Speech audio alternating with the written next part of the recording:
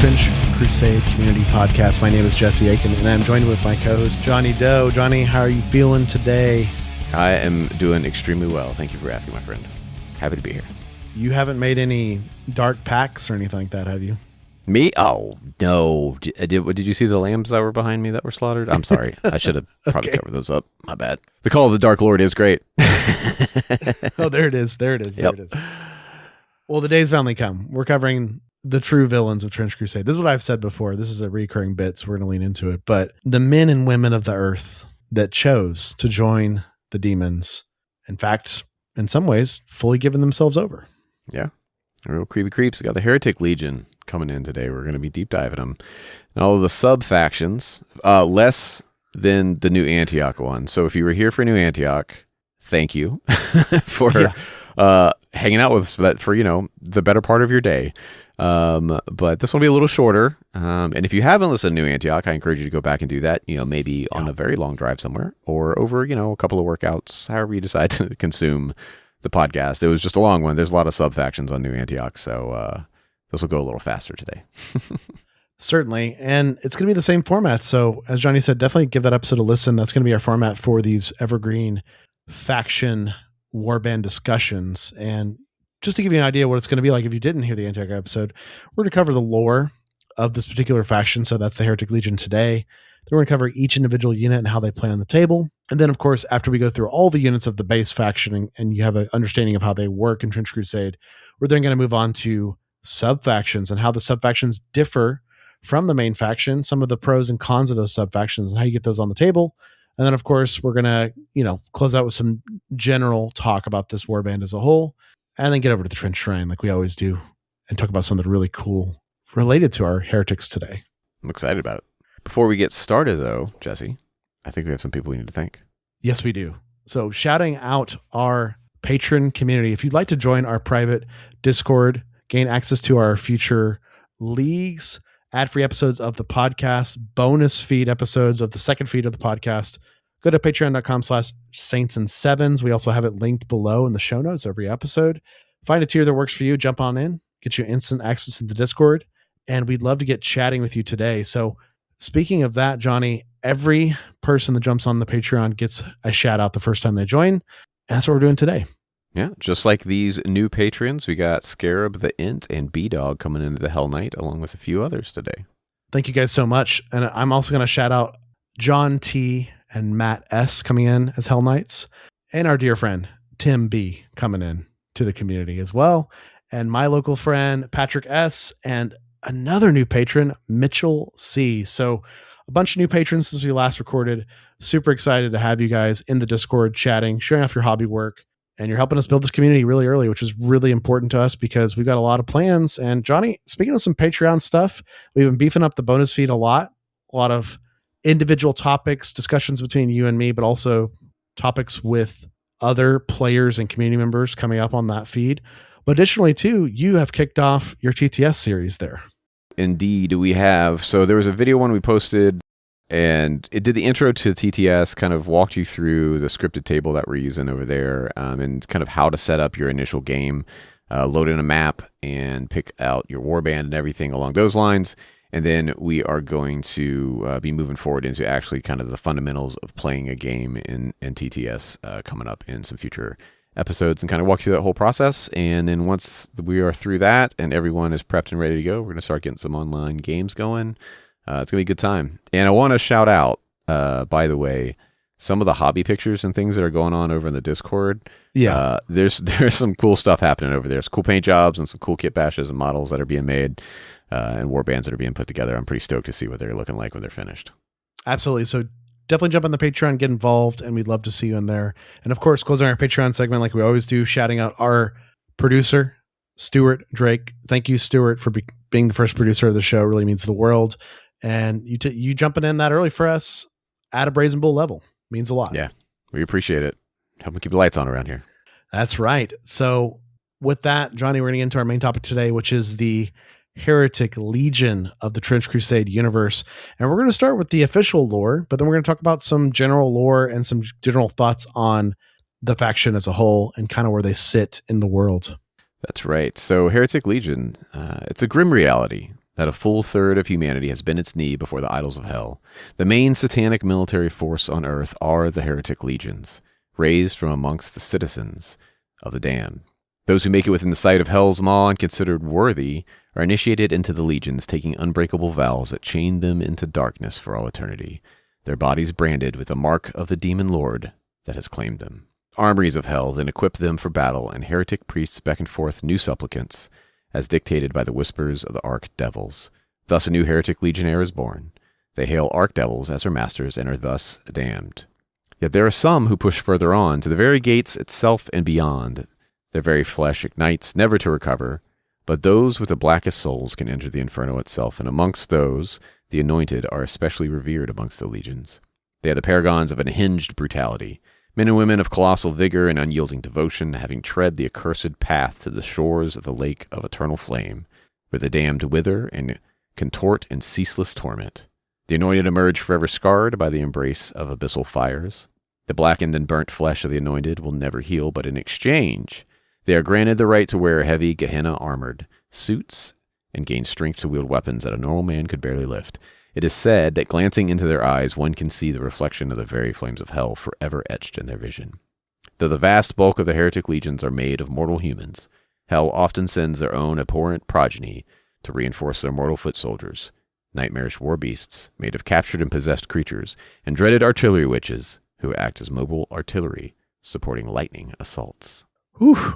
That's some lore there, and that's some excellent descriptors of the men and women that choose to walk this path. And a recurring theme with this, Johnny, that you hit on very early and hit on the end as we read this lore, pushing deeper and deeper into hell, right? And men and women that most of them just don't make it, right? And so that is very dark in itself. And then, of course, I loved the use of the word a paragon, and then to immediately use it in a corrupt way, because I was like, wait, you got to have the blackest heart of any man or woman on earth to be a paragon of unhinged brutality and make it to the final circles, right? Yeah. Yeah. It's very very Metalocalypse. Yes, very much so.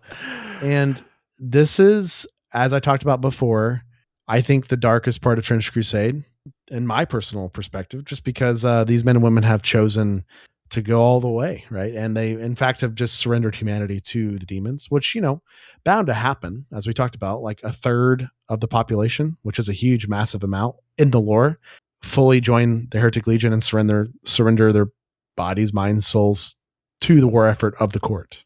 Well, if you think about it, it's kind of like that key rule in horror, right? Where, and I mean, even stories as in general, and this may be maybe a hot take over here, okay?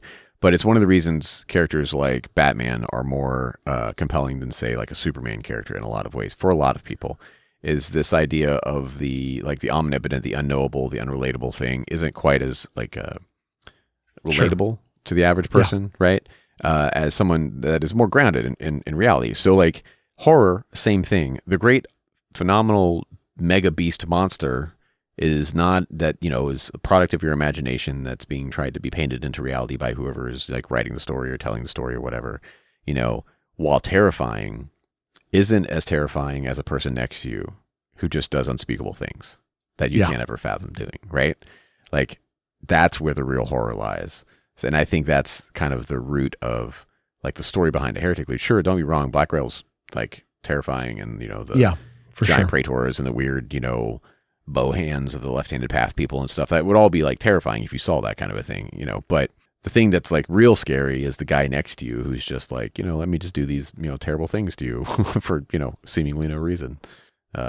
So well, and the plight of humanity, right, and choosing that side, right, I think is the true nature. And what we talked about before, why the Heretic makes me feel the most yucky, because it's so funny. But this is all fantasy at the end of the day. But monsters are going to be monsters, you know. Demons are going to demon. Yeah. They're going to be what they are. You make a choice in humanity, right, to do things, right, that are for the good of humanity or are not, right? And so this is very much the way of the world, which we've seen even in our own world, right? So it's not like it's unbelievable, but it's just very interesting, and it's very dark because that's the path they've chosen, as you said. And it could just be your neighbor, you know? Mm-hmm. Well, it's the most compelling part of, like, you know, I mean, it's kind of a, you know, belabored genre at this point, but you look at like Yeah, zombie genre, right? For instance, for and sure. survival horror of any sort it's not the terrifying monsters that are the mindless swarm that is going to try and eat you or kill you or whatever. And yes, it can be scary and has a narrative effect, but it's the other people that are striving for survival or whatever that are willing to do just horrible things, and lose their humanity in the Yes. pursuit of this other thing, right? This survival of some sort. And that's very much the parallel of kind of what the heretics have done, the people who've, made that association For sure. the Dark Lords and stuff. So yeah, it's cool. Yeah, they've done it, and they are the main army, as mentioned in this lore here too. I find it really compelling that obviously the demons have troops and they have generals and elites and all this stuff, but really, at its core, the bulk of Hell's forces are the heretics. You know what I mean? They're on the earth, like as the actual armies doing the work, right? And that's another part of lore we'll get into more in the future. But once again, layers and layers in this universe, layers and layers. So very exciting to start and very scary. And someone that was mentioned in the lore already, Johnny, that you've mentioned is the heretic priest. Oh yeah. So your heretic priest, we're just going to go ahead and jump into the units now.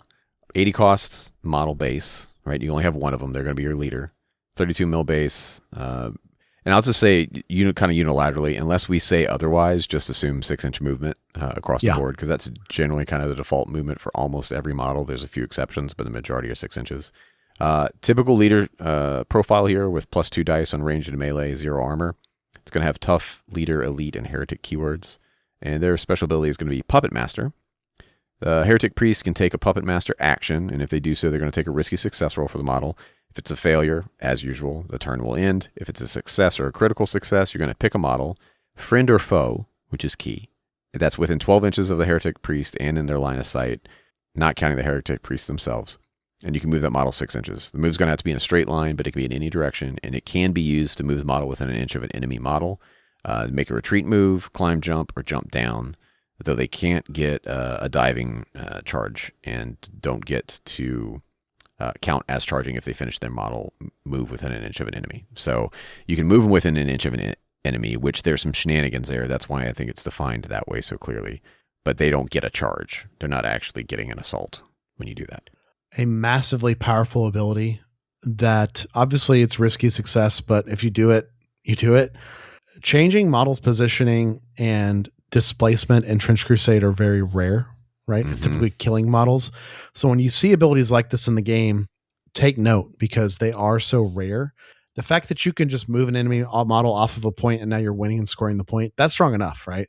But then there's all these nuances of, your leader is engaged with my werewolf, one of the hardest hitting models in the entire game, and I can net him more attack actions by moving your leader with a retreat out of contact with my werewolf to give my werewolf more attack actions that did not exist in the game normally, right? And so these are all the various ways it can cheat the game a lot. Another thing I've seen people do that I think is really effective and really powerful use of this Puppet Master is moving your models to climb, moving your allies to climb without them making an actual climb check, right? It's just happening. And so it is this type of thing that helps you not only move your pieces around, but move the opponent around, but then also it's got little tricks here and there. Yeah, it's pretty saucy. And I think just to double tap what you said about the ability to displace and move a model. There are so few abilities to do that in Trench Crusade. And in a game that is the most often an objective-based game, right? That is often, a lot of those scenarios, scoring is based on how many models you have in the vicinity of that objective being able to claim it, right? To count towards claiming.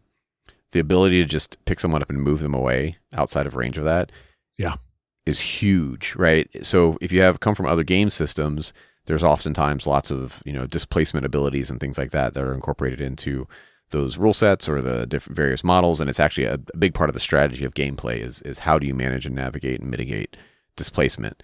In this game, this is like wildly rare to be able to do this. Real strong ability. And there's always that case too that you can use Battle Kit to buff its ability to make those risky successes in case there's an event where you fail your risky success, and you can burn the consumable item to be able to just auto pass it and be good to go. So There's also things you can get through the campaign as well, right? To really make your success rolls more achievable, easier to do. You can level up through the campaign in that regard too. But yeah, I think a crazy part of this ability that I did not get early on, Johnny, was netting more attacks. Like even the priest can use this as well. He can make someone leave combat with him. Yep. So he gets an attack of opportunity, right? And that is just incredibly powerful. It's just more actions in the game. Obviously, that's just massive, right? But the fact, like the example I gave earlier, pretty extreme example, but completely not out of the world of possibility. You have a werewolf on your team, netting the werewolf more attacks. He's already a model that breaks the game on a fundamental level with how hard he hits. And so giving him more attacks is a crazy thing. But at its worst, this is like, oh, I moved my troops back onto the point, or I moved them onto the point and now I overscore you, like, or I move one of your models off the point and I score it. But then there's all these little nuances along the way. So I think it's very, very cool. Also has direct synergy with like certain weapons and stuff, which we're not going to get into today, but like things like the sacrificial blade and things like that, which he loves to take. Well, maybe you've moved them out now, right? After you've hit them with the sacrificial blade and all of a sudden they're teed up, right? And so there's just a lot of interesting stuff that can happen. This guy's the core of your list, similar to the Uzbazi captain in the Sultanate. Yeah, he really, he build them however you want. The +2/+2 and the tough are just so, it's shocking how solid both of these guys are. You know what I mean? Yeah, and I will say and make a plug for that the heretic priest is going to come out a little bit on top of the Uzbazi captain. Yes. In the context of being able to kit them for both roles of close combat and ranged, because of the battle kit that they have access to. They have access to a little bit better battle kit in the terms of doing, melee damage and things like that over the baseline Sultanate. So that's, of course, just more, more variance for your model build out, which is just awesome. Absolutely. So really cool guy. And Johnny, you got to cover this guy's lore. It's short, but it's rich. I'm glad you said that, because I thought we were going to skip the individuals, but I was like, this is so good. I just really wanted to read it anyway. No, we're not skipping any of these. Yeah. These fallen priests wield unholy magics, summoning petrifying demons and creatures through their goetic spells, often pledged to a demon lord in hell, such as Peizazu or Guisan. The profane gospels they recite strike fear into church forces, causing ears to bleed and eyeballs to burst in their sockets. Oh my goodness. So good. Full on Raiders of the Lost Ark here. Oh my God, right? So good. So good. Well, we got to move on, and you might as well jump into lore to start this guy off, Johnny, because this guy, he's closer to our monsters in a lot of ways. Oh yeah. Yeah, so first elite going to be the Death Commando. The lore there is these terrifying infiltrators are silent killers equipped with stealth generators that hide them from the eyes of God. They have been known to eliminate entire enemy squads single-handedly. Ooh. I'm a big fan. Big fan of the Death Commando. Big fan. Their cost is going to be 90. Availability is going to be 0 to 1, 32 millimeter base. Again, 6-inch movement. It's going to be +1 dice on range, +2 on melee. 0 armor base. They're going to come with Infiltrator, Elite, and Heretic as their baseline keywords. So, I mean, still pretty strong for an Elite. Definitely, more melee focused, especially as we get into their abilities here. But but a strong Elite for a base of 60. They're going to be coming with 2 abilities: Hide and Stealth Generator. Hide's going to be that a Death Commando can take the Hide action. So this is going to be a separate action. If they're in contact with a terrain piece that's at least half an inch high, that's going to be a risky success roll as usual, but they get to add +1 dice to the roll.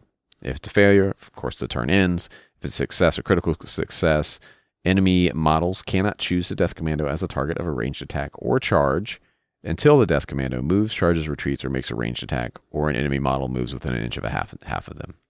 The Death Commando, though, can still be hit if they are within the radius of a blast weapon. Okay. Yeah. So that can still happen. That is a way to work around that. But that is super strong. Yeah. Because they're going to have to get within an inch of a half to even be able to see them to charge them, first off. And depending on positioning, there's also going to be a defended obstacle in play as well when they make the attack, because they're up against a terrain piece, when this happens. And most likely it could be between them, right, depending on positioning. And that means they're also going to probably have to risk a dash action to get into that inch and a half, so they can still have their charge movement available.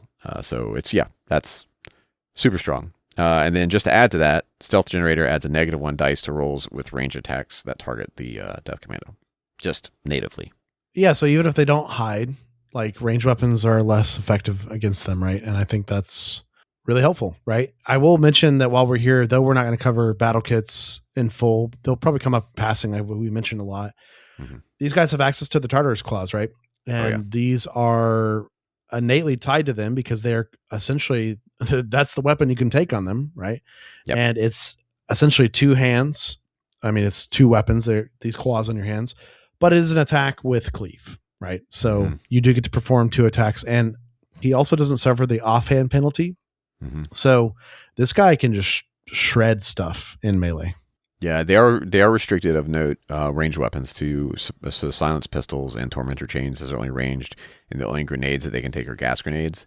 But what's nice is they still have a range +1, so it's not like you are just ubiquitously like, well, let me just give them a ranged weapon if I have the ducats to be able to do it, just so they have a ranged option. They can still actually do some damage on their way in with ranged. So yeah, that's a good shout. And I think this guy is so valuable. Infiltrator, you'll learn very quickly. Such a powerful keyword in Trench Crusade, even if you're not even using the guy for like maximum carnage, just positioning and scoring pressure. Oh, for sure. And you also, again, not to deep dive too much into battle kit, but you can give them certain battle kits that also give them the fear keyword, which makes them just all that much more intimidating in a close combat situation, which is where this guy's going to shine anyway. So yeah, absolutely. And there's probably a good reason there's only one, because I wish you could take 2, but it might be a little oppressive if you did. But I wish you could take 2 of those guys. Well, speaking of another guy that's oppressive, if positioned correctly, it's the Heretic Chorister. And Johnny, I know you want to read this lore.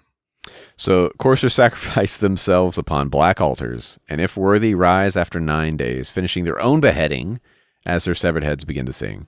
Their hymns conjure visions of hell, sapping the strength and resolve of all who hear. The choristers' cold blood forming diabolical symbols in rhythm with their unholy chorus.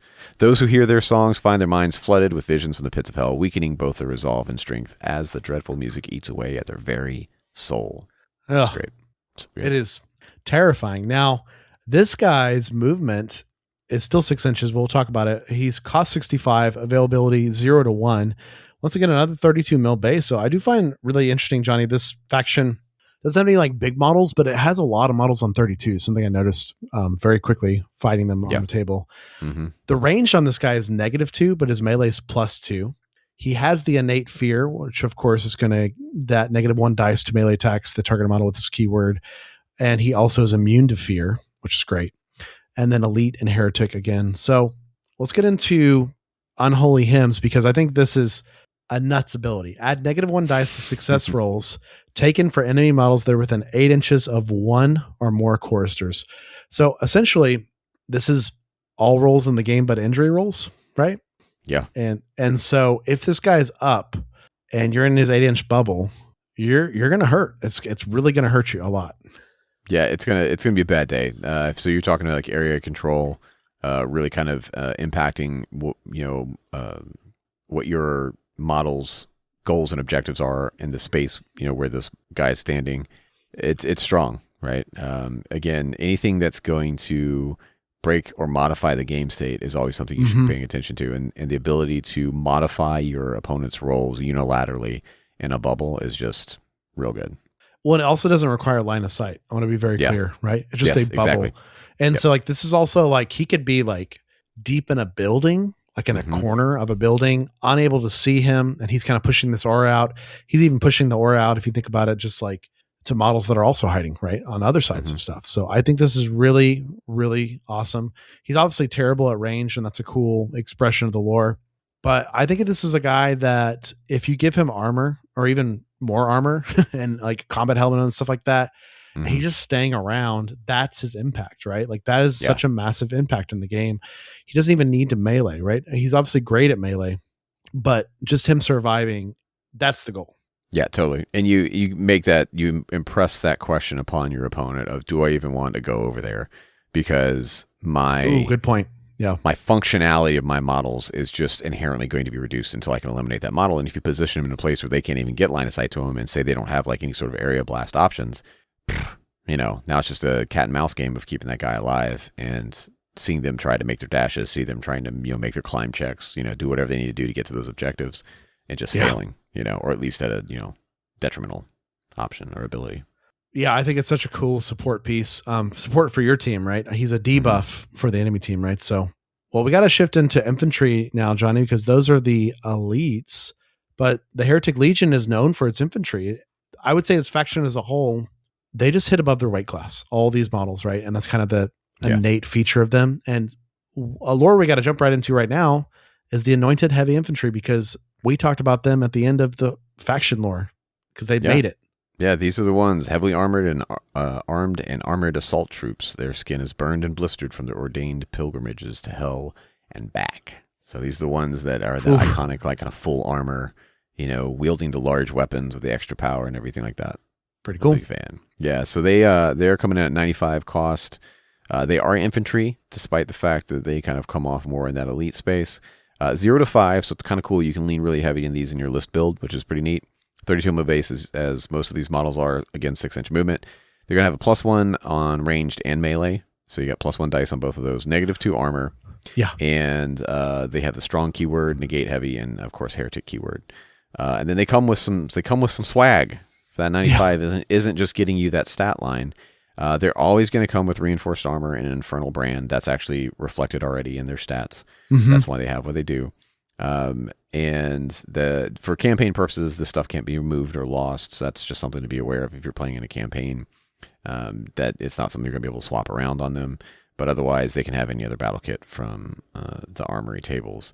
So Infernal Brand, if you're not tracking what that is, that's just going to give you negate fire. So they will not be affected by any sort of incendiary rounds or any sort of thing like that. And then Reinforced Armor is that -2 injury modifier that's already baked into their model at 95, which is, price pointed pretty good to be able to already be getting all that. Yeah. So, I mean, Reinforced Armor costs 40, right? So, I mean, yeah, it's like it's factored in already, which is very cool. But these guys being kind of a blank canvas for the player, I think is the neatest part, because you could really lean into the melee threat, the range threat, or even something kind of in the mid range, which is the flamer, right? I mean, these guys are great flamer polearm character, or they're a great grenade launcher character. I've seen a grenade launcher heretic in my campaign right now doing very well. He's survived every game and he's leveling up, and it's getting scary and scary watching that player, right? Do that.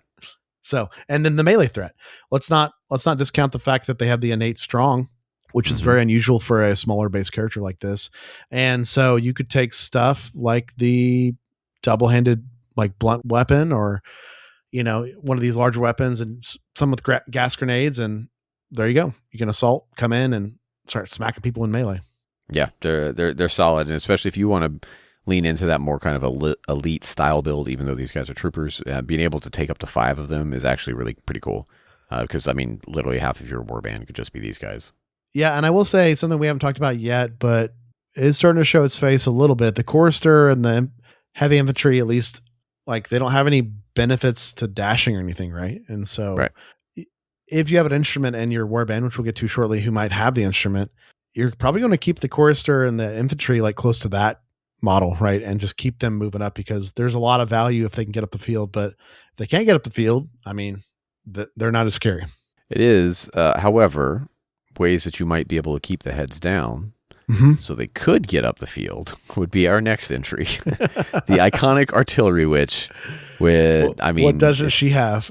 If you're not taking her, I don't know what you're doing with your life. You're doing it wrong. If nothing else, just for aesthetics and lore. Artillery Witches stalk the battlefields, hurling ordnances assembled in the death factories of Hell's third circle.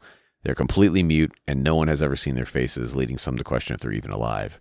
Rumors suggest that they too were manufactured in Hell. They can call forth an endless number of infernal bombs from a portal to Hell that they manifest at will, summoning them into their hands from a gate of midnight blackness.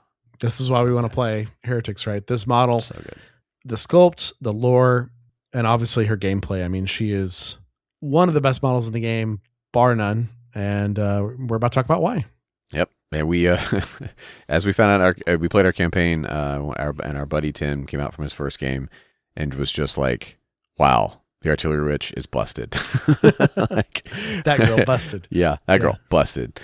So cost is going to be 100. You're paying for what you're getting. Availability is 0 to 1 unless you're at 1,000 ducats or over.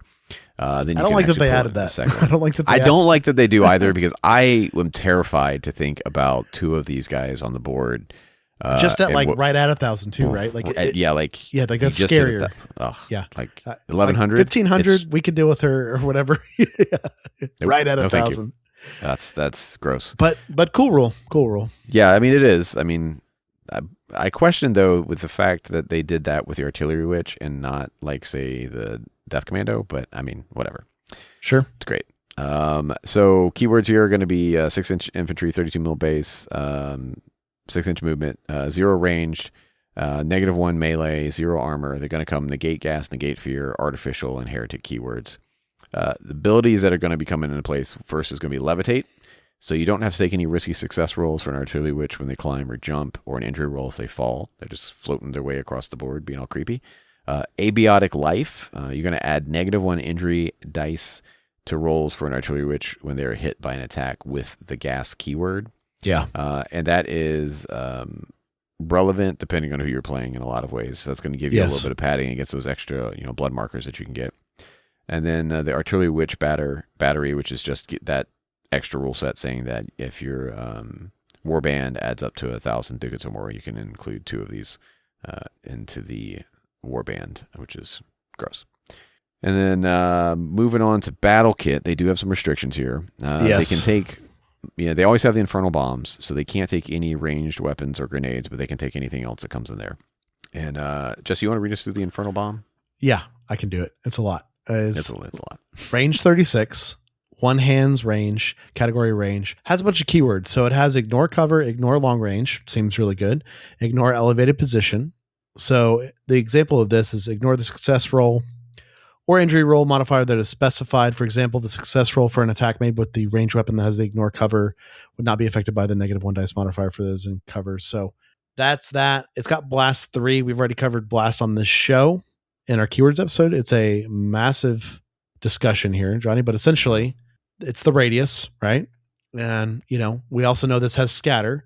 So the radius of 3 inches with it also being able to scatter if you miss based on what you rolled, that it could still hit the target, right? Which is very, very good. But more importantly, blast 3 I think is scarier because it can hit multiple models at a time, right? That's the true power of it, right?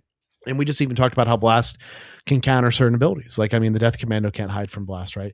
Also has shrapnel, because of course it does. And then it has reload, which of course is if this model makes an attack with a weapon that has this keyword, then its activation ends after the action that allowed the attack to be completed. So no matter what, if she drops the bomb, the turn will be over. But let's talk about all these special rules for this attack. Duck, add -1 injury dice to the roll for a model that is hit by the infernal bomb if it is in contact with a terrain piece that is at least half an inch tall that lies between it and the target point. So it is it's nice that you can get that as the defender. Mm-hmm. It also has infernal strike.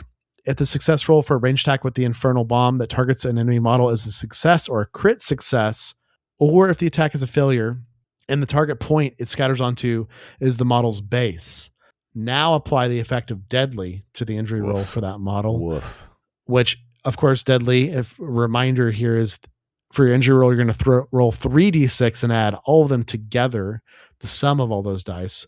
Injury rolls for other models caught in the infernal bomb's blast are made normally. So essentially, if you land right on the base you want to land on, or you had a crit success roll, that's notable. I kind of always forget which has that element. Then you're going to do deadly. But there's more.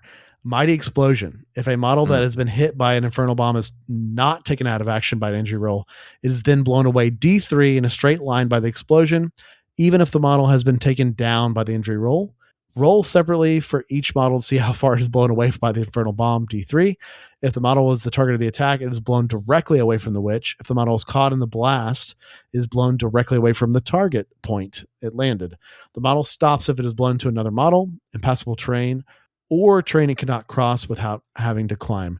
Now, Johnny, the one thing here that is at least nice is the witch is 0 unranged.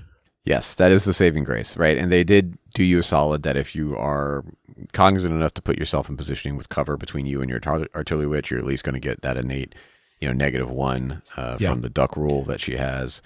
If she was running around with even a +1 on range, that would be brutal to be dealing with the accuracy capability there. She can get in the campaign.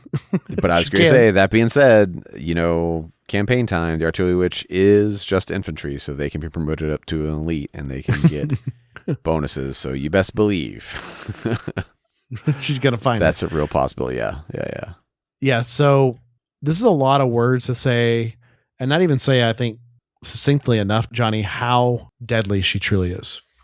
Yeah, and it goes back to the power of that ranged attack, which is why it's so critical that she doesn't have that +1 range, because being able to have a 3-inch blast that can give you deadly if it hits the targeted model, right?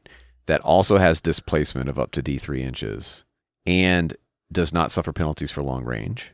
That's why she's so good, right? It's global. And it's if you're playing just, a 3x3, exactly. You deploy on the board and you're hitting stuff. Yeah, she's the premier Alpha Strike model in the game, right? 100%. So, and even if you're playing on a 4x4, you probably got a 6-inch deployment zone in most deployments, right? So you make a movement and now you're lobbing and you're still able to hit the back line of your opponent. Yeah. So you're there. It's a super good model. And the -1 melee, some of the other things, like your threat is basically going to be your other long range weapons, like your machine guns, your bombards, those kinds of things that are coming in at 36 inches, sniper rifles. And that's going to be it. Yeah. So, she's a threat. You have to kill her. You have to. Yeah. You really need to get her out as soon as possible if you have that option. So, I would highly recommend it. Yeah. Great one. Also, there's a reason she's the mascot of Trench Crusade, I think there's multiple features working in her favor in that regard. So. Yeah, I will say, if you're a big fan of the artillery witch, that I believe it's Mindworks, if I'm not mistaken, did a artist's bust of the artillery witch, like her head and like neck region and stuff like that, and it's a really cool model. If you're into doing kind of like artist bust style paintings, check it out.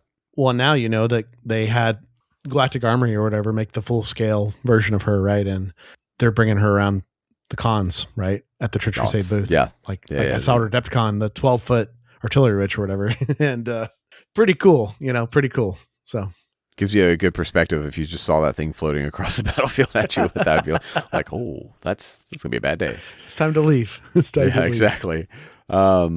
Moving on to the next one, Heretic Troopers. So this is going to be your baseline, unlimited availability at 30 ducats, 25 mil base. So this is our first 25 mil, one of only 2 25 mil bases in the entire warband. Yep. Typical 6-inch movement for infantry, zeros across the board on range, melee, and armor. Just Heretic keywords, nothing really fancy going on there. They do have the Heretic Legionnaire ability, which means that you can upgrade for a cost of 10 ducats each to a Heretic Legionnaire from just a Heretic Trooper. You can't upgrade more than half of your troopers, though, in doing that. And when you upgrade them to a Legionnaire, you basically have the ability to either change their range characteristic or their melee characteristic to a +1 dice, which is pretty great. So you can kind of beef them up a little bit. It's nice that you can pay 10 and basically, upgrade half of your Legionnaires, unlike most warbands, which have a 3 model limit if you're going to give them things like infiltrate or do some sort of like strong upgrade like the Pilgrims have and things like that. You can usually only do it to like 3 models in your warband. And these guys, you can take up to half of them. So if you're running wide, you're running a bunch of them, you could have 5 or 6 dudes up there that are all like beefed up a little bit. Yeah, it's pretty cool. And I also like that even when they're not Legionnaires, they're just zeros across the board. Like, that's good. Like, they're good models for 30 costs, right? And they're just solid. Lore on these guys, very short. These soldiers make up the bulk of the Heretic forces. Heretic Legionnaires have witnessed the gates of hell and survived. They are now damned for all of eternity. So, yeah, once again, the lore for the Legionnaires, they made it and they're back out. And so that's why they've got their enhanced ability in one of their regards. I think a quick shout out for building these guys, Johnny. I mean, you can build them however you want. You can build them as riflemen, shotgun guys. Oh, man. So many options. And I think that also goes to the aesthetic of the Heretic Legion as a whole, that you can, I mean, they're typically shown in the kind of, gas masks and trench coats kind of style almost German adjacent helmet and armor and things like that, aesthetic. But I mean, you could literally do anything with these guys as far as modeling is concerned, which I think is really cool. It's a much more forgiving or broad palette for design for your warband, because you could take, especially if you're a historical gamer, you could take any sort of nationality influence, or you can even do a mixed version. So we're Antioch, right? Yeah. Go like more Antioch stuff. Antioch. Yep. Yeah. Exactly. And I want to shout out something I've been alluding to this whole time. I think it's really helpful to have one of your troopers be the instrument carrier, right? Mm-hmm. And maybe this guy can give a pistol. So you're he still has an ability to fight with range and melee with that pistol. But more importantly, he's a bubble you keep safe, because, the heretics are slow. Most of their models are slow. They're not dash, savvy models. And so this guy existing is going to get all your big threats up the board a lot faster. And I think that's really viable. Throw the instrument on one of them. And once again, who knows what he's playing? Who knows what songs are being played on that? But it's helping these scarier models get up the board without getting blown off the board. I mean, clearly it's either Inagata DeVito or It's a Small World. I was waiting. Yeah, it's got to be one of those two songs, because that's the only thing that would drive people to like run away. Like, oh my god, yeah. Is that what the chorister's singing? Yeah, just, oh, that's that would be annoying. That would be just awful. Next one though is our first chonky boy, and only chonky boy really in this faction. Yep. Because who doesn't love a chainsaw dog? Everyone wants a chainsaw puppy dog. Yes. For a Werewolf Assault Beast, 145 ducats, so it's pricey. You can get one of them, 50 mil base, 8-inch movement. Here's your fast one. Yep. 0 ranged, +2 melee, -3 armor.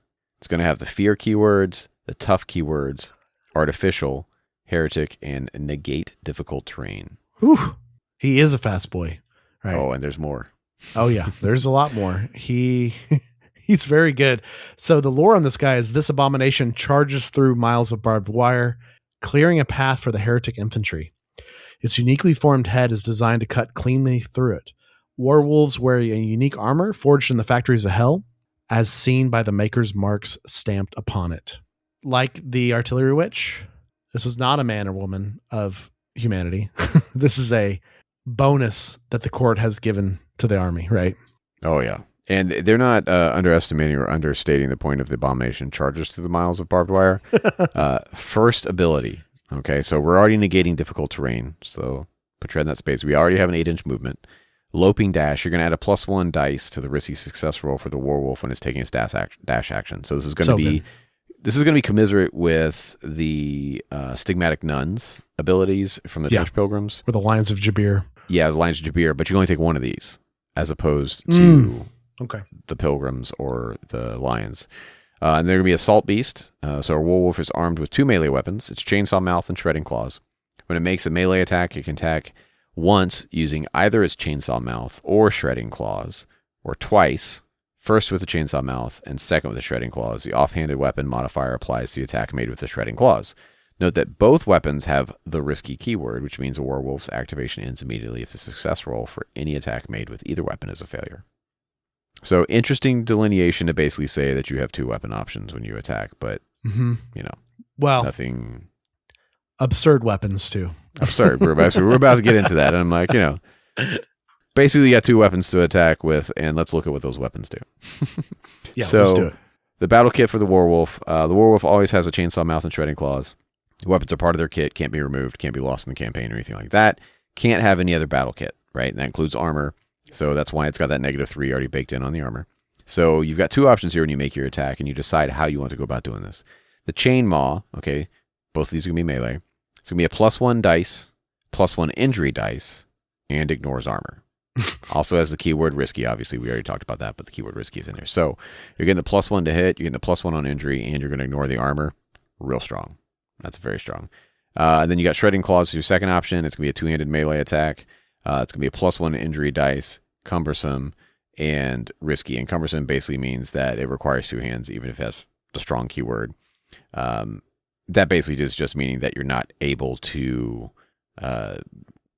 basically run 2 of those, and if you were to say get cleave during campaign, right? You're not going to be getting 4 attacks with the Okay. shredding claws instead. So I think you start with the claws every time, right? And you try to injure them with the chainsaw. yeah, I mean, I don't know, quite frankly, if you're in melee, why you wouldn't always attack with both weapons. Yeah, but it's more about the order, right? Like, yeah, exactly. The chainmaw is more accurate, but it also has the ignore armor, so I feel like you want to use it on the second attack. Yeah, get the blood markers going first, so you're able to stack those as well on top of that injury dice roll, and you're running that ignore armor. It's going to be good. Yeah, he's a terrifying model, and if you've never fought one, I mean, you want to talk about something that can go toe to toe with like any kaiju in the game? It's this guy, right? What's nuts? And I was talking about it a lot earlier, but you cannot retreat from this guy. You can't. You cannot let him get a free attack, I say in quotes, with one of these amazing weapons, right? And so, well, on top of his great stats, right, as well, let's not forget that. So kind of once you're engaged with him, you're kind of engaged and you're kind of just like duking it out with him, right? And so he is kind of a great model to kill other scary models. And I think that's really, really interesting. Obviously, he can tear through troops left and right, but I think maybe his biggest strength is like getting a kaiju and engaged, and then all of a sudden it's like, oh, my priest moves you out of engagement. Okay, the wolf gets a free attack, or he gets to double attack you and ignore armor and strip your tough, right? And so really, really effective. The reinforced armor, the better than reinforced armor, is just also icing on the cake for him. Yeah, and I mean, and I think also don't forget when you're looking at these options of the weapons you're choosing that with a +2 melee base already cooked into them, you're running on the chainmaw 3 dice, right? Which significantly reduces that risk of that risky success failing, right? Into addition to getting that +1 injury dice and ignoring armor. So that's going to definitely be your finisher. That's a good way to start. Yeah, it could be one way to start if you feel like you're scared about the person down. Yeah, exactly. And you don't want to risk because you're not going to have that additional +1 to hit on the shredding claws. So, depends on how much you like to gamble. I like to shoot this guy as much as possible before he gets in my lines. That's what I like to do. That's generally the best option, but good luck because he's coming at you fast, especially if you got that instrument dude that's just strumming away at Small World. That's right. Well, closing out, we have one more model. It's the Wretched. It's our first Wretched appearance on the show thus far, though a huge feature of my court roster. So many unfortunate fall into the hands of heretic warbands, captured in raids, purchased from the slave markets, or seized by watchful patrols. Such Wretched are branded with cursed flesh-eating tattoos as a safeguard against escape, and are heavily drugged to degrade and dull their will, while still leaving their aggression intact. Rude. So rude. So, I thought it was mean before with the yoke fiends poking them and stuff, but now these are men and women, like I said, of humanity, that have these other humans enslaved, right, to be wretched. Hey, we haven't covered the Wretched on the show yet, Johnny. This is the first time. Yeah, so they're an interesting model. They're unlimited, cost of 25 on a 25 mil base, 6-inch movement as usual, -1s, ranged and melee, 0 armor, heretic keyword. So, kind of the bottom of the barrel, but they've got some interesting abilities and some battle kit restrictions that come into play here. First one being called the Law of Hell. If an attack made by a Wretched takes out an enemy model with an elite keyword, then that Wretched model gains its freedom and is immediately removed from the game. It no longer counts as being part of the warband for the purposes of morale checks and is removed from the warband's roster. So it's like a weird ability to like lose your model because they did something cool. So it's, be aware of who they're fighting, I guess. Dark Blessing. It's so rare for them, right? Like, yeah, exactly. Could you imagine? I mean, not saying that it can't happen, but a -1 across the board, Wretched, like beating an anchorite out, that would just be, actually an anchorite's infantry, so that wouldn't even count, so never mind. Unless he progressed through the campaign. Yeah, exactly. Yeah. Dark Blessing would be the next one. So when a Wretched is taken out of action, you're going to place a blessing marker next to the nearest friendly model with the elite and heretic keywords. If 2 or more eligible models are equally close to the Wretched, you can choose which one receives it. So cool. Here's an option for like using them to farm blessing markers, right? You kind of just use them as the keyword that the next ability is called, which is chattel. So in a campaign, Wretched can be sold to the quartermaster step for 25 ducats plus half the cost, and in ducats for any of the battle kit that they have. So basically, you can get full cost back on these guys, full refund. Yeah. It's when you saw him doing the quartermaster step. savage, absolutely savage. Human cattle masses marching forward, is what we're here. Thank you, Zayo. Thank you, Zayo. So, yeah, these guys are great. Like I played a lot of court, right? So obviously Wretched are a huge part of the court, and you can't function without them. I do think not enough Heretic players play Wretched. They get kind of scared by the fact that essentially are non-combatants, but that's fine. They're great guys to gunk up the lanes, right? With charges. Mm-hmm. They're great guys to sit on points and help you win the points. Like if you can like dash a Wretched by someone with an instrument and then walk them, normal move them on a point, and all of a sudden you're winning it. Like that's way worth more than 25 points, right? Now, I will say with the rules update, you have to equip a weapon on everybody now, right? Yep. So I think the most frequent Wretched build makes them even worse, right? It is the trench knife, right? which puts them to 26, but now they're -2 on melee. Yeah. But you know what? That's the cheapest build. It's nothing. It's great. Yeah. So and to round that out, so they have to have at least weapon, but they can only have battle kit that costs up to 10 ducats. So like you've got to keep it on the cheap end, which makes tons of sense. And I mean, honestly, going back to wargaming being a matter of activations, right? Yeah. That concept. Having multiple wretcheds, having more models being wider listed than your opponent can give you a lot of significant advantages when it comes to out activating them. And another way that comes into play when you have low costed models that aren't really good at much other than tying up your opponent's models is if your Praetor, right, that cost you 250, almost 300 ducats, right? Yeah. Has to spend its entire turn because it got charged by a Wretched, just burning its turn, eliminating that guy. Then, I mean, value, and I get a blessing marker out of it for the guy who's behind him that's going to countercharge you. Yeah. Then there's some significant benefit to that potentially of just forcing your opponent to have to waste their activations dealing with the chattel instead of moving on to that point to score that objective or something along those lines. Yeah, it's not super potent, but I even like the idea, as we talked about earlier, like these guys activating late in a round. They've been hiding behind a line of sight the entire round. And all of a sudden now they come out, they dash out, then they walk on a point, and all of a sudden you're winning the point, and your opponent's like, man, it's really frustrating. Like I thought I at least had it tied up, or I thought I was winning, or at least now it's tied up or something, right? And it's just what a great use of such little points in your warband, right? And I think, honestly, maybe the longer the campaign goes too, like obviously they've got points of power throughout the entire campaign. Like early on, they make you go wider, but even like in the mid-late campaign, like they can kind of like camp back points and your other guys move up, right? Or whatever it may be. Depends on the scenario you're playing on, right? Which is a big part. But at the end of the day, as Johnny said, action economy is everything. If I've checked the train 3 times and I haven't found the supplies and there's one Wretched who finally rolls the dice and he finds the supplies, like, wow. I mean, like that saved me some action economy, right? It's really helpful. So I do think these are maybe not as prominent as they are in the court, but definitely something you should consider. Yeah, absolutely. Yeah, they definitely have a good role, I think. And to your point of ways to implement them in the field of moving out of that cover late in game or late in the turnaround is, again, thinking about those objectives that are claimed based on how many models are within proximity to them. Right.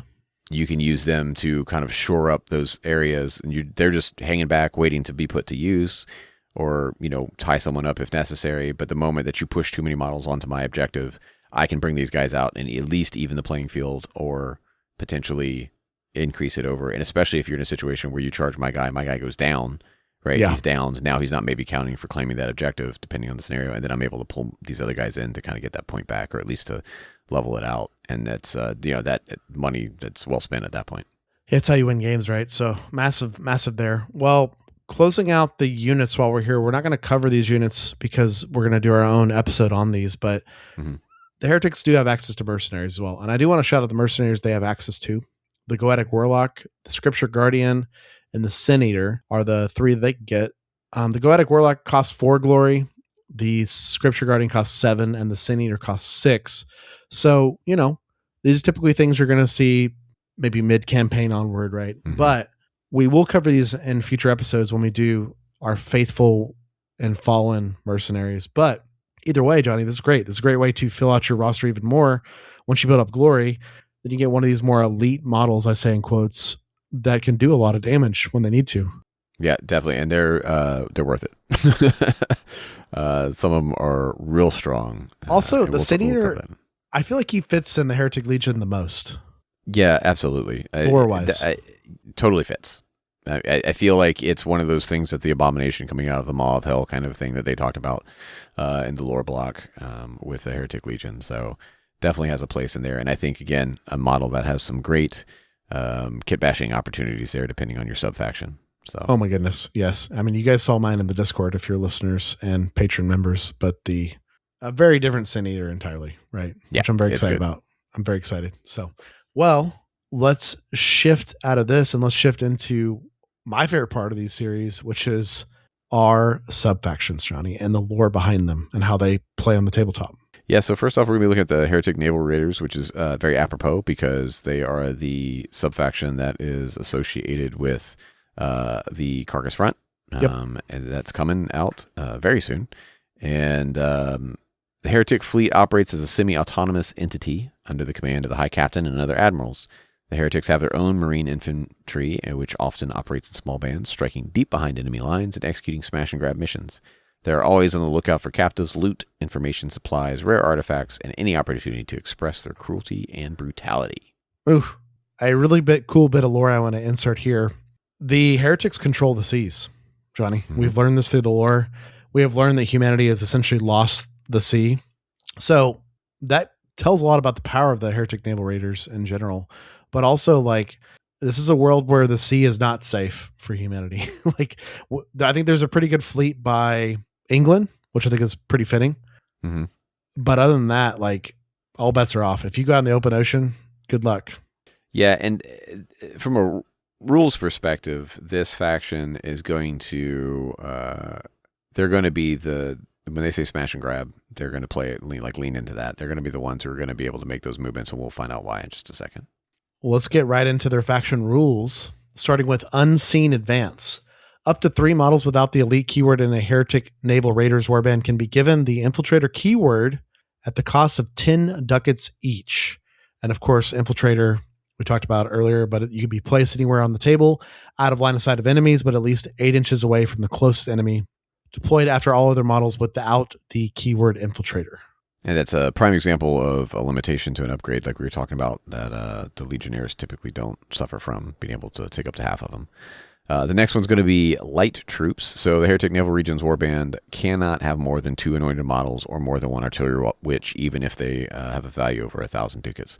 So this is like your restriction that you're going to have to come over. So you're not going to be leaning heavy into those like 5 anointed models and the multiple artillery witches. But considering what you get back in place for it, not terrible.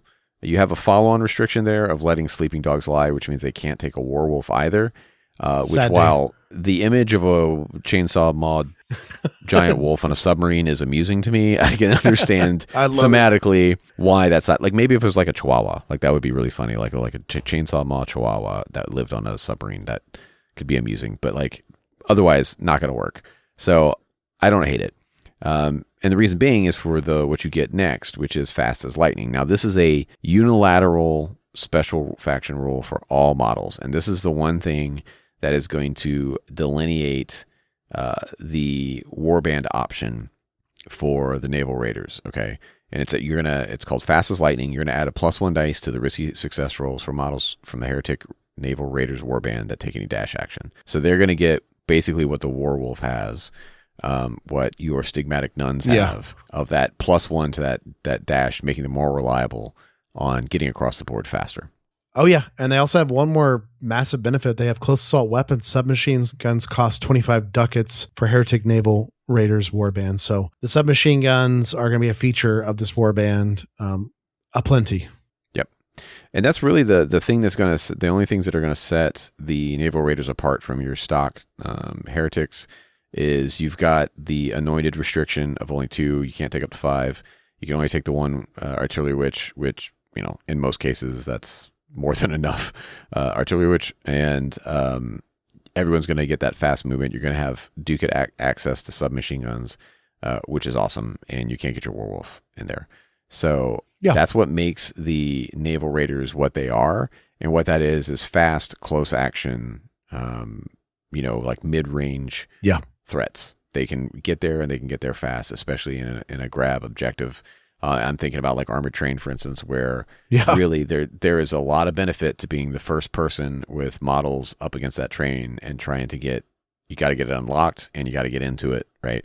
And getting first dibs at the objectives that are inside there. So yeah, it's so cool that they have not only baseline fast models with the dash bonus, but they also have this infiltrator cheating as well, right? Like, so they just have ways to be on the board before the battle begins, proverbially here, and just kind of overtake the scoring very quickly. And also, use these mid-range weapons really effectively early, right? There's no kind of setting up turn. It's like, oh, we're set up. We're going to start shooting you right away, right? That too.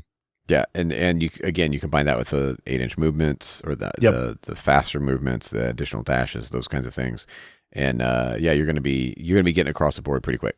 Super cool faction. Well, we got to get into, Johnny, the lore of the Heretic Trench Ghosts, or just the Trench Ghosts of Trench Crusade. Sometimes when Heretic troopers die upon a hallowed ground or in the presence of an uncorrupted holy relic, they become trapped between planes of existence. Claimed by neither heaven nor hell, the Trench Ghosts become undead. They are doomed to fight a war without an end, attacking both the faithful and heretic alike, hating all life and obeying commands that no living can hear.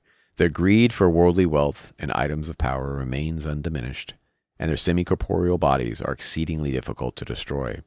Their faces, covered with gas masks they no longer have any use for, betray nothing of the agony they endure.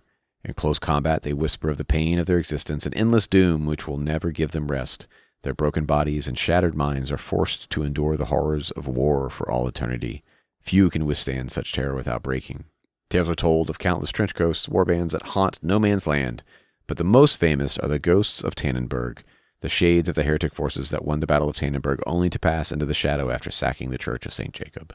Ooh, so much lore. Oh my goodness.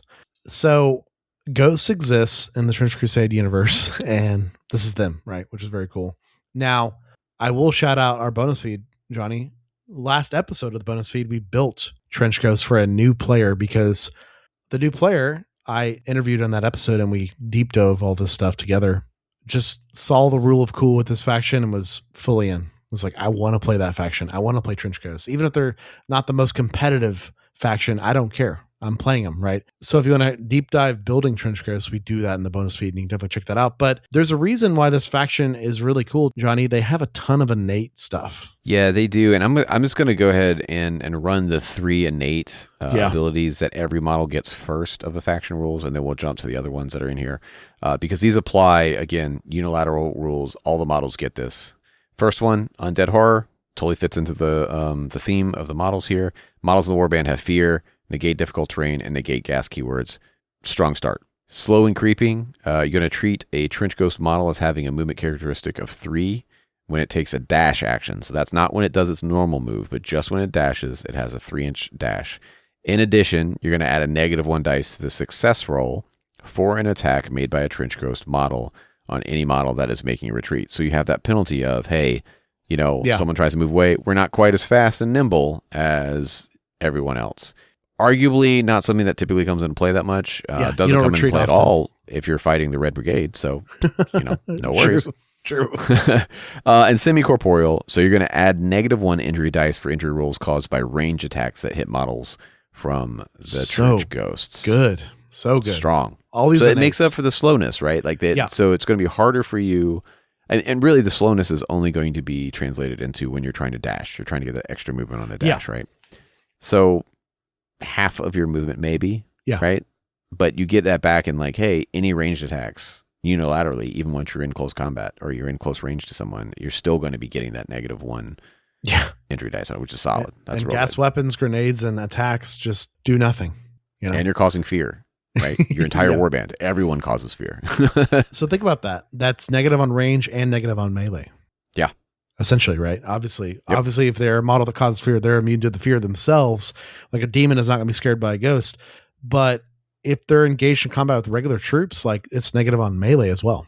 Yeah, it's real strong as a baseline. So I actually haven't had the opportunity to play Ghost yet. No one has played against me, nor have I played the Ghosts myself. I think they're the most rare faction in the game. Yeah, I haven't seen a lot of people on them for some reason, and I think they're cool, especially because of the next one, the Tank Palanquin. At the cost of 60 ducats, the Heretic Priest of the Warband can ride a ghostly tank palanquin. And I love this just for the modeling opportunity. And there's some models out there that are looking really cool, but like there's the opportunity to do all kinds of stuff to what this would look like. So good. So this is armor. Keyword's going to be strong. It's going to give you a -3 injury modifier. Bulky is going to be the first ability attached to it. A model that has a tank palanquin must be mounted on a 50 millimeter base and cannot be equipped with a shield. In addition, its charge bonus is D3 instead of D6. Steadfast. When a model that has this battle kit suffers a downed result on the injury table, it's instead treated as a minor hit result. Nasty. Death from on high. You're going to add 3 inches to the height of a model that has tank palanquin when determining if it receives elevated position modifiers for any range attack that it makes. Love it. Yeah. And the lore on this is that the Trench Ghost Heretic Priests sometimes ride into battle standing on top of an armored platform called a tank palanquin. From the lofty vantage point, they rain destruction upon their foes. Yeah, so we're missing out on a lot of models in this warband, which we'll get to shortly, but we're getting the beefiest version of the priest. Mm-hmm. Also, is he that slow? D6 with the 50 mil? I mean, he's faster than the regular priest. 32 mil days. Yeah. Right. His dash is slower, or his charge is slower. Excuse me.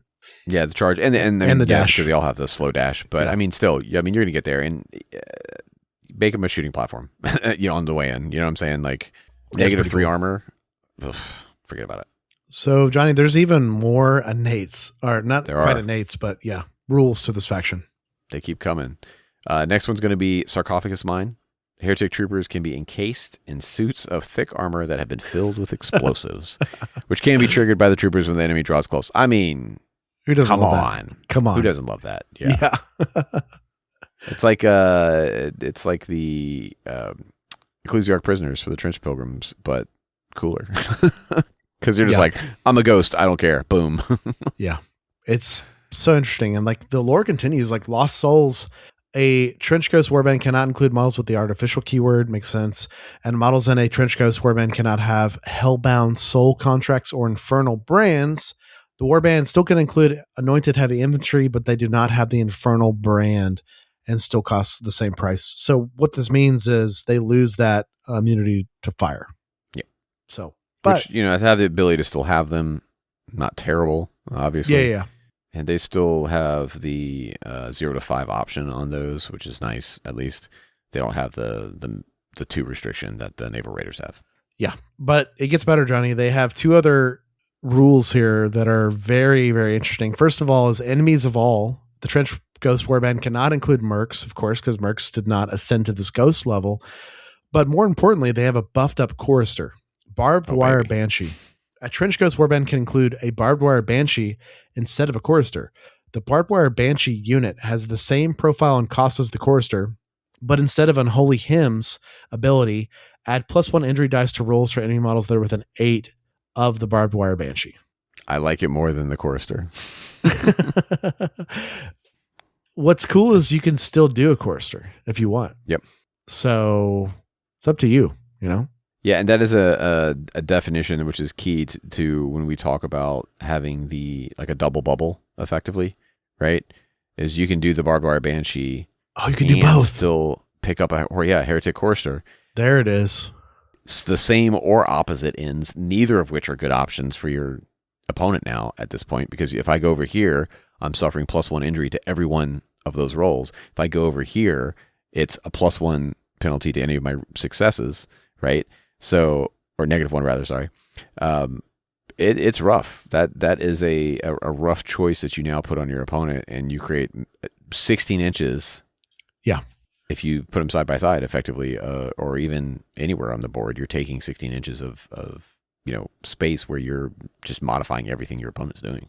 Well, and rule of cool is so high on these characters too. Like, I mean, shout out to our bonus feed again, but I mean, Patrick, the reason why I think he was partially drawn to Trench Ghost so much was because he saw the barbed wire banshee and was like, well, I have to play that model, you know.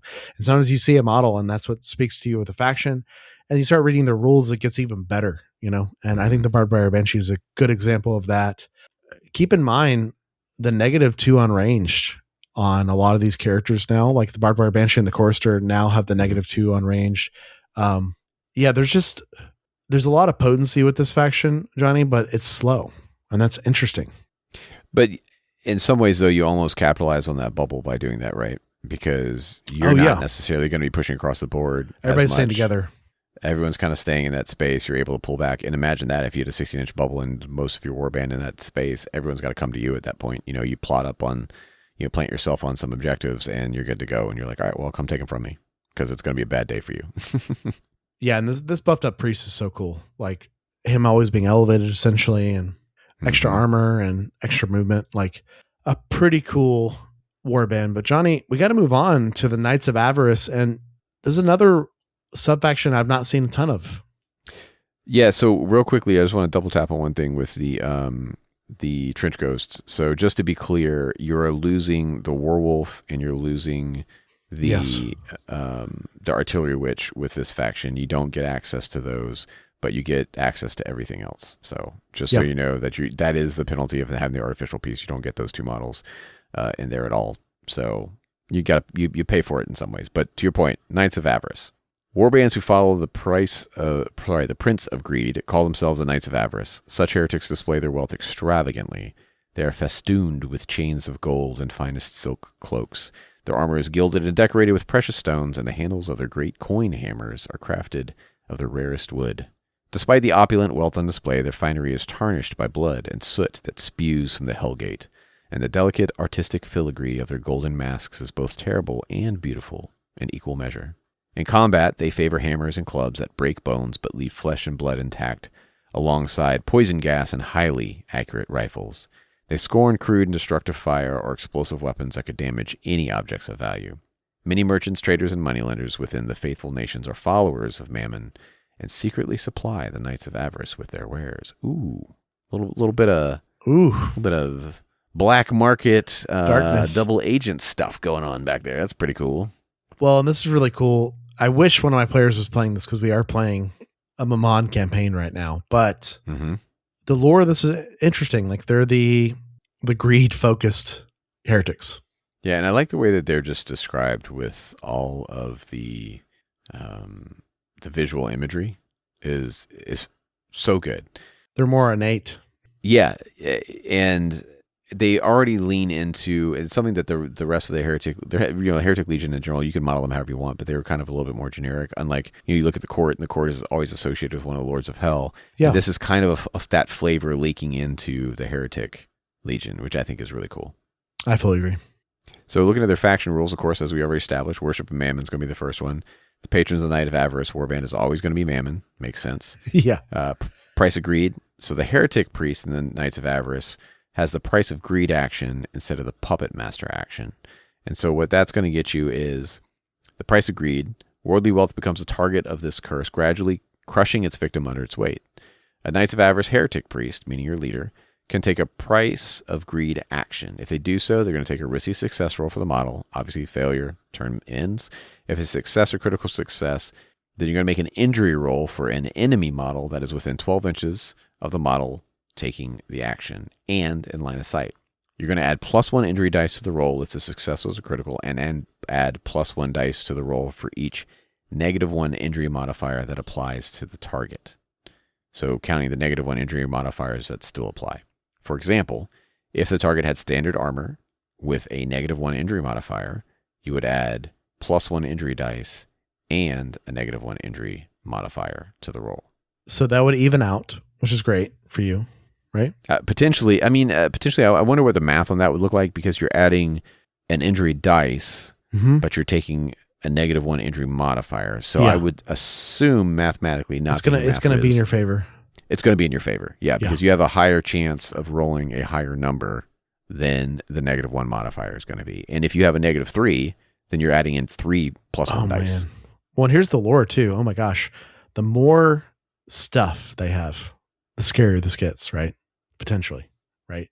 They got a shield and some armor, and It's like, well, I'm getting more injury dice, right? Yeah. It's the price of greed. And this is going to be your headhunter. Yeah. Right? Yeah. Like this is the one that you're going to equip and you're going to be like, where's the big dude with the -3 modifier? That's the one that I'm sending this guy after. Yeah. Pretty cool. Really unique. Yeah. It's going to be good. And Preserve the Loot's going to be the next one. So the models in the warband cannot have battle kit that has or would give another piece of battle kit fire or shrapnel. Grenade launchers can be taken, but you're going to replace the shrapnel keyword. Sorry, grenade launchers can be taken, but you're going to replace the shrapnel keyword with -1 injury dice, gas, and ignore armor keywords. Okay. Different grenade launchers. Yeah, effectively. Yeah, which is really Minor cool. change.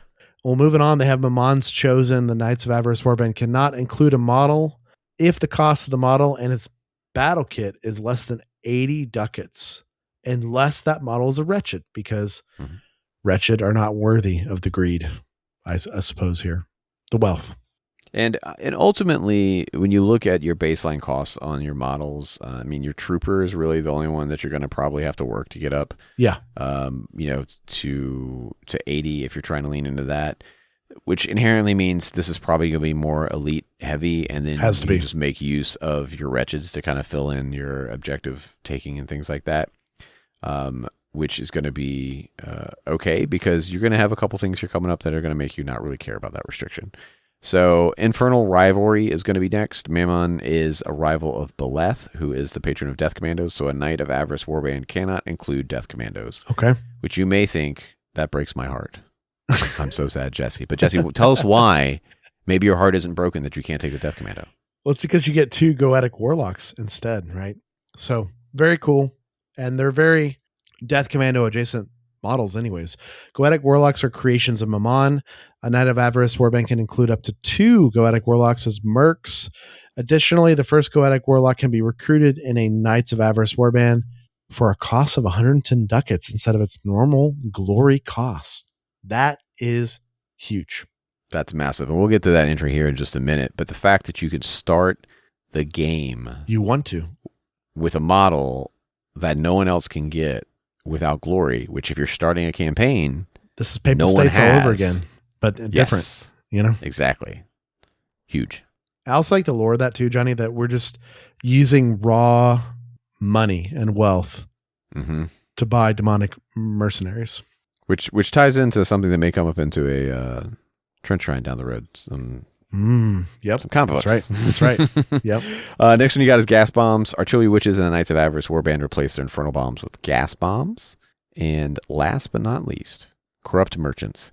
When you create your starting warband, you can purchase 1 piece of battle kit from the New Antioch Armory and 1 piece of battle kit from the Iron Sultanate Armory. Any stipulation that applies to it must still be followed. So, for instance, there's little point in taking things like Assassin's Daggers, because only an assassin can use it.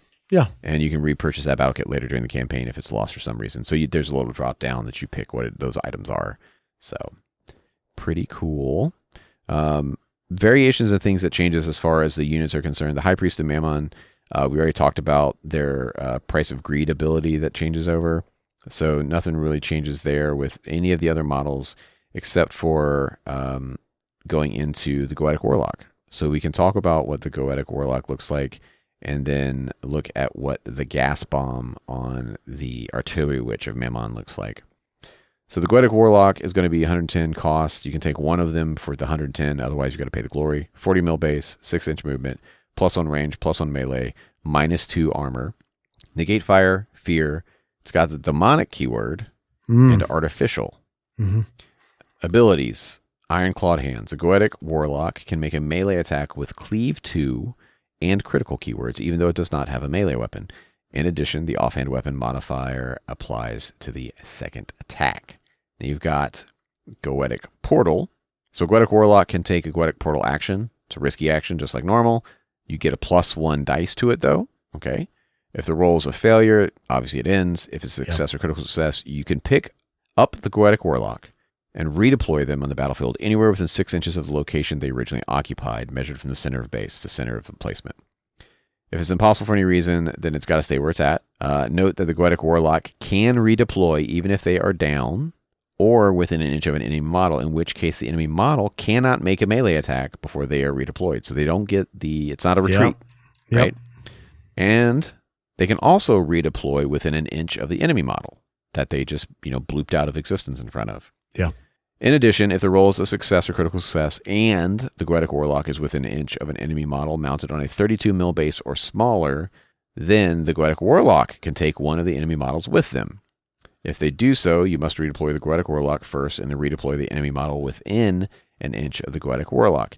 If you cannot deploy the enemy model within an inch of the Goetic Warlock, then the enemy model stays in its original position. Yeah, so good. I mean, cheating actions for him with movement or displacing models, what's not to love? And you think about the ability to take your opponent's model that move it effectively 8 inches away. Yeah. Possibly repositioning it near inside of a charge range of another model. Yeah. Right? And you can do that if you've been downed. I mean, there's a lot of shenanigans you can pull with that. Well, there's more, Johnny. There's Barbed Embrace. An enemy model within 1 inch of a Goetic Warlock cannot take a retreat action. I love this. I love that it's not quite the same as the Lion of Jabir, but it's similar, where the lion's holding you down. This is you can never leave. You're just stuck. Got to kill him. And something else that it has is the Goetic Gaze. So last one of its special abilities. The Goetic Warlock can take a Goetic Gaze action. If they do so, then you take a success roll for the Warlock. If the roll's a failure, nothing happens. If it's a success, you're going to place a blood marker next to an enemy model within 24 inches of the Warlock and in their line of sight. If the roll's a critical success, you're going to place 2 blood markers within an enemy model that's 24 inches of the Goetic Warlock and line of sight instead of only 1. The only one of these is risky is the portal. Yeah. Right? Yeah. So, I mean, this guy's got a lot of value. Obviously, I like that he's good in the court and heretics both, right? He's got different kind of roles with the same rule set, but you get 2 of them, and this warband in particular. So really, really effective, and we'll cover him more and more mercenary discussions in the future and deeper.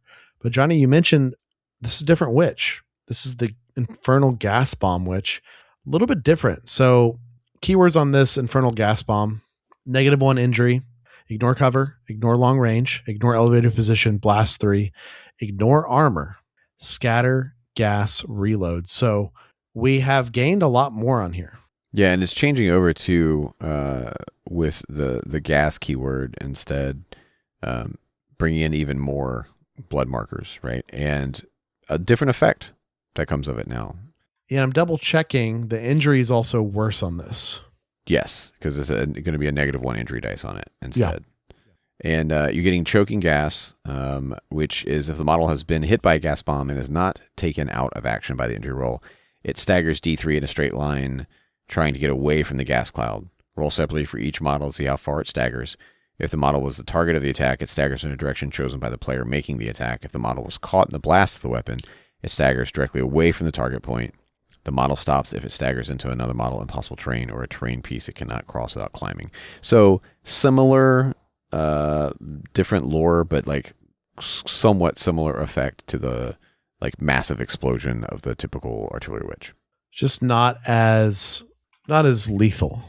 Yeah, I mean you're getting the ignore armor piece, which is nice, because the typical witch does not have that, as I recall. Okay. Yes. Yeah. Yeah, it does not have the ignore armor. So that's the benefit you're getting with gas, which is typically the case, is it kind of bypasses that armor restriction. So -1 injury dice, but you're bypassing armor. If you're targeting a -3 model, then I would say that's a wash. She's similar but different.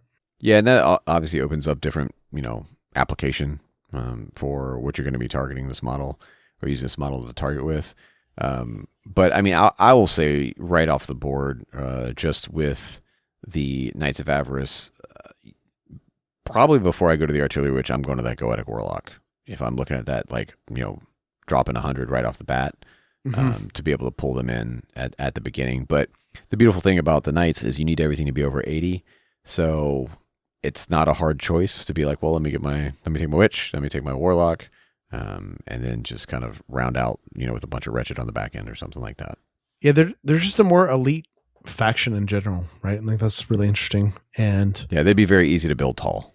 Yeah, and I think that's interesting. There's not a ton of like drawbacks to them either, right? Like, I mean, the drawback is you're taller than I guess regular heretic. Yeah, I mean, I think the interesting thing would be in a campaign, right? So because of the 0-1 restriction, you're pretty quickly going to go up against either building out very expensive like Legion models, like Legionnaires and stuff that, or just a lot of Wretched is what you're going to have to fill out. Which, again, for the Wretched, this is a warband that the ability to be able to sell your Wretched back at full cost actually is beneficial, because early in the campaign, you could go wider with the Wretched, right? Initially, you can use them to round everything out. And then as you progress, you can sell them back to get those ducats back at full cost, right? To be able to reinvest back into your elites that you have. But it effectively is almost certainly lending itself to a taller build than your typical heretics. Well, and I will mention, as someone who's a patron of Mammon right now, right, with my Greed Warband, that one of the patron skills of the Mammon patronage is what I've been calling the unkillable Wretched, right? Mm-hmm. So I think you could also do that with this warband, where you could try to get that patron, benefit early, where your Wretched just never die, right? They just come back to life. Mammon regenerates them, as the lore is what it says, to serve him over and over again. And so, as you mentioned, Johnny, what a great way to stay wide and relevant enough, and then have your elite models continue to become more elite as the campaign goes on. Yeah, definitely. And I think that's what you'll see with these guys progress. And I think it's also cool to look at like a heretic warband and just see like Warwolf, Artillery Witch, Warlock, like Chorister, just like boom, boom, boom, boom, boom, all the way down the line. But well, these are my 7 models. They're just all real beefy. It's really good. So what a cool faction, the Heretic group here. And also, Johnny, something we talked about on the show recently, and I'll talk about it more while we're here. Heretics are a great faction to learn Trench Crusade. It definitely is. I mean, I would be one of the ones that I would absolutely suggest if you're starting and you have an interest in the Fallen, then I would say absolutely go with these guys, because they're going to be quite a bit more straightforward and not so terribly heavy, especially, again, if you're going with the generic Heretic Legion. They're just going to be a good entry point. Yeah, and they're very strong, right? Like, I think something we haven't hammered home a ton today, but we have a little bit, is just how good the spectrum of models is here. But something I hit on earlier, which is every model in this warband hits above its weight class, or it serves its ducat cost really well. And I think they're one of the best factions in the game because of that. For sure. It's like easy execution, good stats for the price, some insane models, and then kind of models that support them, right? So I think they're a great starting faction, and I think they're a great indicator of what the bulk of the troops out in the Trench Crusade trenches look like, right? I mean, I think you think about the lore, I think the Trench Pilgrims and the Heretics are kind of constantly always fighting, right, out in those trenches, right? Mm-hmm. And then, as we talked about, like the trenches, the Heretics own the seas, and so that's kind of a problem for humanity there as well. But then, like, just the amount of like troops that exist within the world that are for hell are mainly made up of this group of people. Yeah, and I think also from a play style option, what's good about the Heretic Legion is you have that ability, especially leaning into the sub-factions, of going taller and more elite, or going wider, And the good thing is their mainline base troop, right, the Heretic Legion guy, Heretic Trooper, isn't operating at a negative, like some warbands kind of like frontline baseline model does. Yeah. They don't have negatives to their stats, so they're all around going to be a good option. Yeah, and obviously the Artillery Witch, we've hit on her a couple times. I mean, she can just win you games of the Trench Crusade, right? And like, definitely. It's also the same with the Werewolf, sure. Right? Like, so I love that they have these really elite models that do a ton on top of all this. So yeah, have you played the Heretics? If so, let us know about it in the comments below. We love to hear from you. They're a really cool faction, Johnny, and I think we're about to see one of the most popular factions in the game is the Heretics. I think very safe to say. And I think that's going to get even more so with the Carcass Front arriving in our hands right now, with the Naval Raider sprue coming out. And we're just going to see more Heretics out there. Yeah, it's an exciting time to be a Heretic. That it is. And with that, we got to close the episode and we got to shift over to the Trench Shrine and close out this heretic discussion. And of course, I had a really fun topic for us today that covers a couple different art forms and mediums here. But first of which was I want to shout out the great late Sam Neill, a hero of mine and an actor that I really adored, passed recently, right? And so I thought it'd be a really appropriate time to talk about his work in not only the world of just, pop culture at large. Obviously, he was a massive figure, but it's his work in horror. The fact that he did a lot of horror films essentially about slowly losing your soul or your mind to the devil, right? And then becoming something else or losing your mind to a cosmic horror or cosmic entity. So obviously Sam Neill, Dr. Alan Grant and Jurassic Park, one of the greatest films of all time, one of Spielberg's greatest works. But before he did Jurassic Park in 1994, which was a huge film in my life, and that novel as well was a huge part of why I even do what I do and just like the love of just this medium. But he was doing horror films in the early 80s. He did a film called Possession in 1981. And he did a film called The Final Conflict, but more importantly, reworded The Omen 3, The Final Conflict in 1981, right? And let's not forget how impactful and how massive The Omen was, especially Omen 1 and 2. Yep. And so Sam to come in, be a young actor, pop into The Omen, I think is really cool. But what I really want to talk about today, I want to shout those out because those are part of the Sam Neill going crazy universe, right? Multiverse, what I call it. Possession, The Final Conflict, Omen 3. But what I want to talk about today, I'm staying very much on brand, is In the Mouth of Madness, 1994. Mm-hmm. Quite literally, Sam did it less than a year after he did Jurassic Park, right? And think about this, going from like one of the biggest films of all time and then being in a John Carpenter horror film that is a faithful adaptation in a John Carpenter style, I will say, of a 90s version of a famous Lovecraft story, is very, very cool. And if you haven't seen this film, I highly recommend it. It's John Carpenter through and through, all the good, all the bad. And I think it's a John Carpenter film that a lot of people haven't seen. I think obviously like The Thing being one of the best horror films of all time. Right. Yeah. And even films like, They Live and stuff being so iconic and so quotable. People think of that, all that stuff. And of course, John Carpenter's work in slasher films, right, can never be understated and never not spoken about enough. I mean, Halloween changed the game. But these quiet films he has on the side, these smaller films, are so incredible. And I think really relevant to our story today because In the Mouth of Madness, very much a Lovecraft story through and through, one of Lovecraft's best, where an ordinary man comes in contact with the elder gods. And what does that do to your psyche? What does that do to your thinking? What does that do to your mindset? Right. And all of a sudden you're a full blown heretic for better or for worse, at a certain point. And so a wild movie, a fun movie. And once again, Sam's been doing this stuff for years. I mean, this is all pre-Event Horizon, right? And I think Event Horizon is his masterpiece work, right? Of this style that he was doing, right? Yeah. And so, obviously Jurassic Park, just masterpiece film, changed my life forever. Sam's incredible. Without Sam, I don't think Jurassic Park would be what it is, but he did so much amazing work in these horror films. And there was a through line. The through line of all these horror films was him losing his mind. Yeah. Him becoming believable as a character that's losing their mind and kind of being taken over by the darkness and no longer being themselves anymore, for better or for worse. And he did that multiple times. So I want to shout out these films today, specifically In the Mouth of Madness, but, honorable shout out to his 80s work in Possession and, Omen 3, The Final Conflict, but In the Mouth of Madness, and we'll get to Event Horizon in the future. It's going to get its own segment. It's too good not to, right? But it's a classic, yeah. Especially with Liberate X and Ferris directly tied to it with Zeo, right? Yep. And but if you haven't seen In the Mouth of Madness, I think a lot of people haven't seen it. It's worth your time. It's a trip.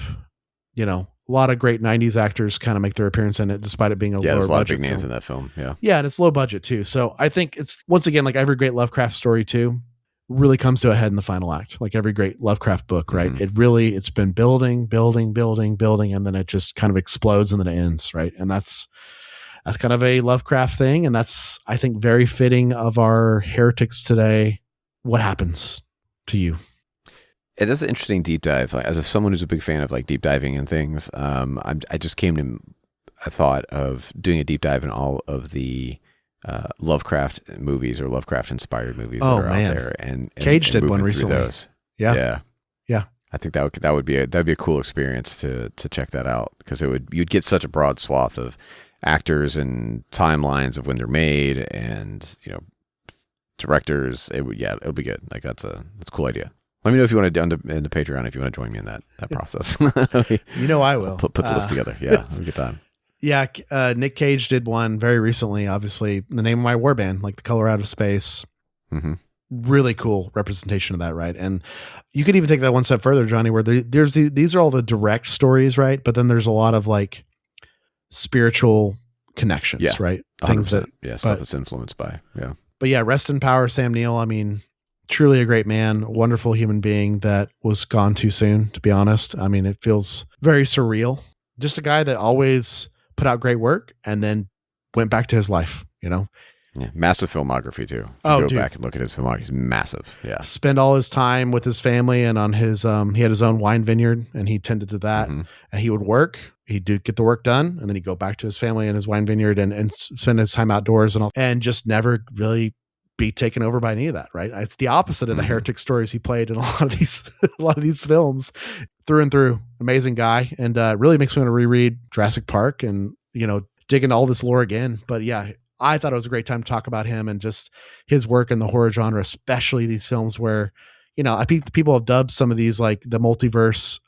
We have like the MCU for Marvel, right? And this is like, sure, yeah. The cinematic universe of Sam Neill going crazy, and there's a massive amount of films in that universe. And there's a reason they kept hiring him back for new films, For sure. Good stuff. And we'll definitely revisit on Event Horizon. Oh, that we will. And so, yeah, In the Mouth of Madness, John Carpenter in 1994, give it a check out sometime. And with that, Johnny, we're at the end of the show. We are at the end of another Evergreen Deep Dive. These are big episodes and always a pleasure to do them. Yeah, definitely. We appreciate everybody hanging out with us. Hope it was going to be useful for you and for the times to come as you're planning out your war bands and everything. Of course, you could hit us up on Patreon if you have any discussion or questions on those in our list building threads over there. And you can find us on the internets. Jesse, where can they find you, buddy? Oh, everywhere online, but most notably Discord. That's just my name, Jesse Aiken. That's EAKIN. And I do some other projects and creations with some amazing people that really love these game systems and universes. So I've got some great co-hosts. So check out Fury's Finest about everything Marvel Crisis Protocol and the Marvel Universe. And check out my co-host, Chris Bruffett from that show, coming on our bonus feed of this series very soon to touch So excited. Trench Crusade. It's going to be good. His early experiences with Trench Crusade and his first foray into a campaign, which is very, very exciting from a miniatures perspective. Check out my show, Truth and Reconciliation, with my co-host, Kevin. We're talking about everything Halo Flashpoint from Mantic and the Halo universe. And of course, check out Hello There, everything Star Wars gaming and the Star Wars universe and canon, where you can find podcasts. Johnny, where can everyone find you? Yeah, they can find me over at my other show, You're Such a Nerd. It's the Definitive Geek Culture Variety podcast. Talk about a little bit about everything over there, very kind of interview style show. And then you can find me on Discord at TheRealJohnny5 with a period, because I am the real one. I am not the fake one. That's right. And last but not least, we couldn't do this show without super appreciation to the band Zao for our roll and outro music, for what they do to support us and let us, use their music to just vibe to, because they're great. Yeah, and the human cattle came up today. So thank you again to Zao. Very apropos. Very apropos. So once again, we hope you guys enjoyed this episode. It's going to be a resource going forward for new players. So send it their way, especially if they're new with the Heretics. But I will say while we're here, Johnny, and something to make clear to listeners, we're still going to deep dive these factions in different ways in the future. We're going to be building lists. There's going to be a lot more content for the Naval Raiders coming, as Absolutely. Carcass Front is going to be the focus of the show. We're going to be deep diving the Carcass Front box, its contents, its rules, everything regarding the Trench Pilgrims and Heretics in that box, right? So there's a lot of stuff coming, but once again, thank you guys for listening as always. It really means the world. Until next time, roll sevens. Keep your heads down and stay safe, Saints.